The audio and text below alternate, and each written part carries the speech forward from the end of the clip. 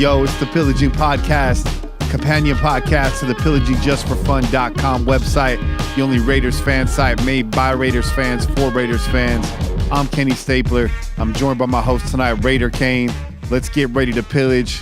Let's talk about it, Kane. We ready to pillage, baby. Hey, we out here, you know what I'm saying? We just pulled out a victory tonight. The Raiders 27-20. But you know what? The refs just handed us one, Kenny. You know what I'm saying? I mean, hey, the stats tell the truth, man. The refs handed us one. What you think about that, bro? Well, for the first time in my life, I'm going to say thank you to the referees, to the NFL officiating staff.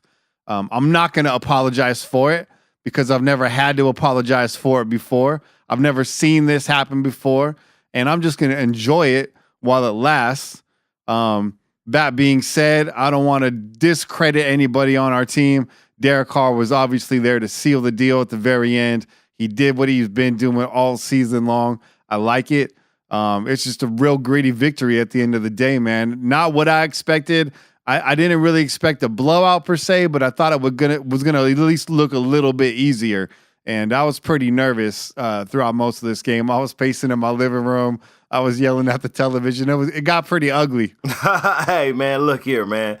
Like I told you last week, bro, do not count this as a blowout. Didn't I tell you that? I said, hey, look, man, this is a game that both teams are in first place, and they fighting to keep their first place. You know what I'm saying? Houston, 354 total yards. Oakland, 325 total yards. So that tells you right there, you know, there was something that didn't go right in this game. And it was the refs. The refs handed us one this week. So, you know, with that being said, I'm happy. You know what I'm saying? Derek Carr, he did what he did. He pulled us out in the last minute, and the refs still handed us one.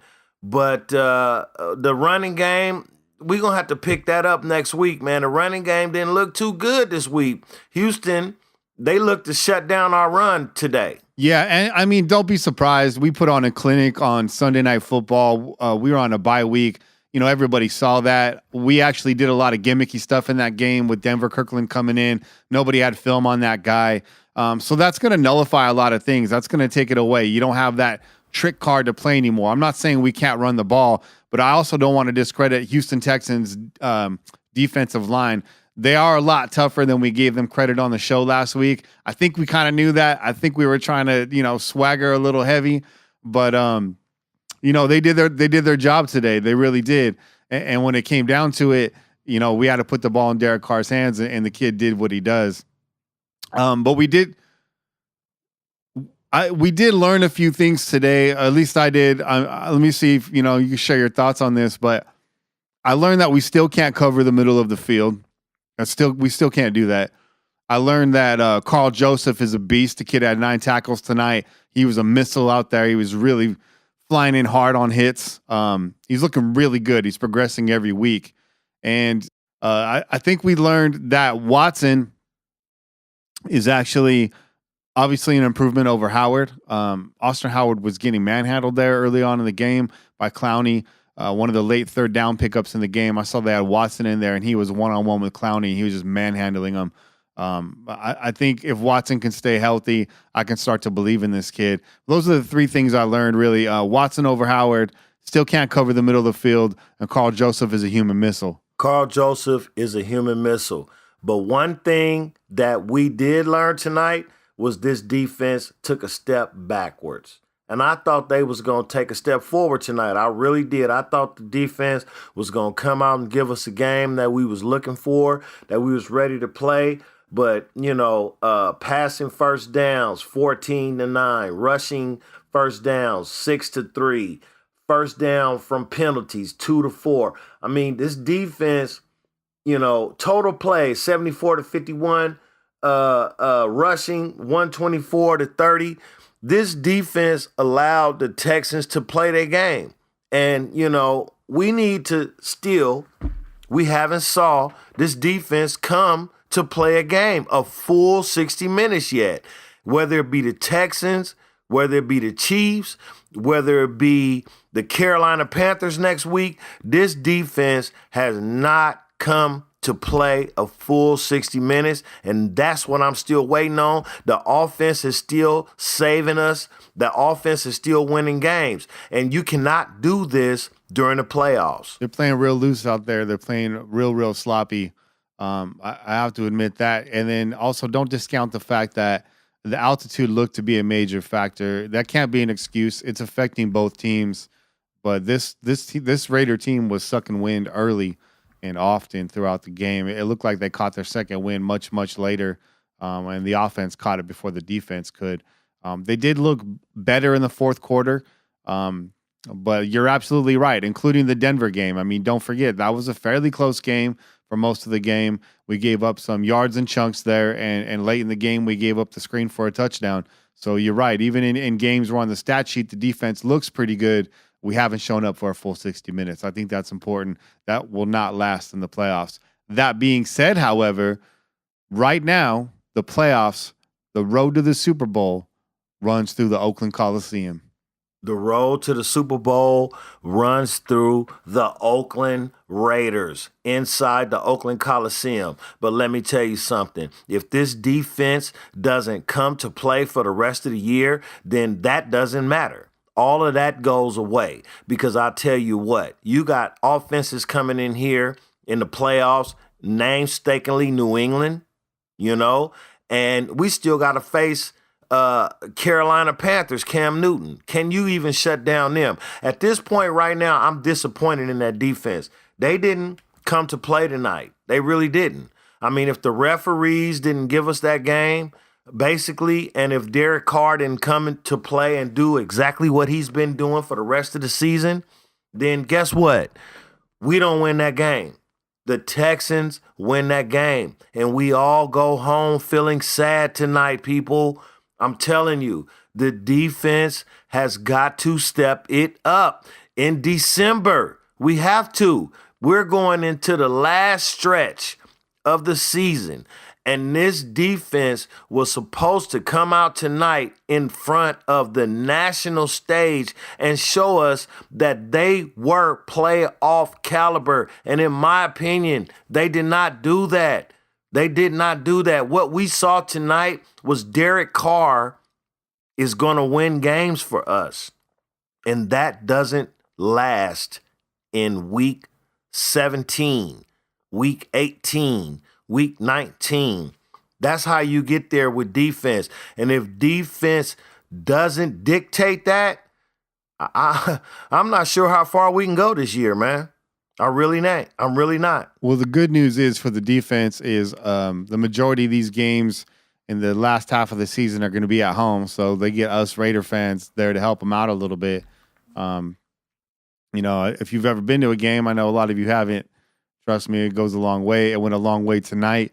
And you looked in the stadium, there's a lot of Raider fans there. It was loud. I mean, it was really loud when they needed to be loud. It was quiet when we were on offense. I'm looking forward to some of that coming back home. We deserve some games coming down the stretch here to be played in Oakland. And I'm looking forward to that as well. I'm looking forward to seeing, again, like I said, this defense coming out and playing 60 minutes, man. We got Carolina coming in. We got Cam Newton coming in.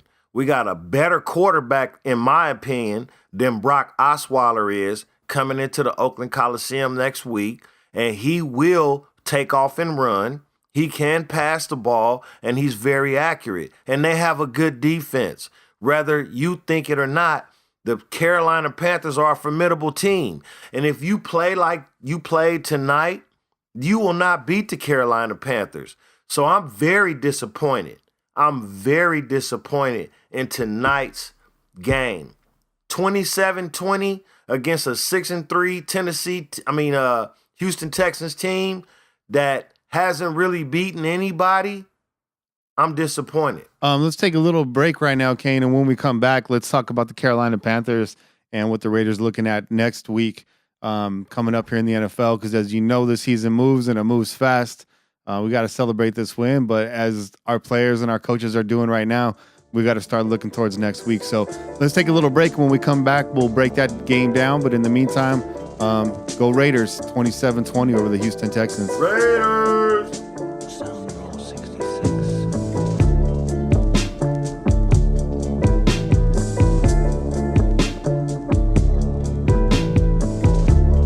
You're listening to the Pillaging Podcast, companion podcast for pillagingJustForFun.com, the only Raiders fan site made by Raiders fans for Raiders fans.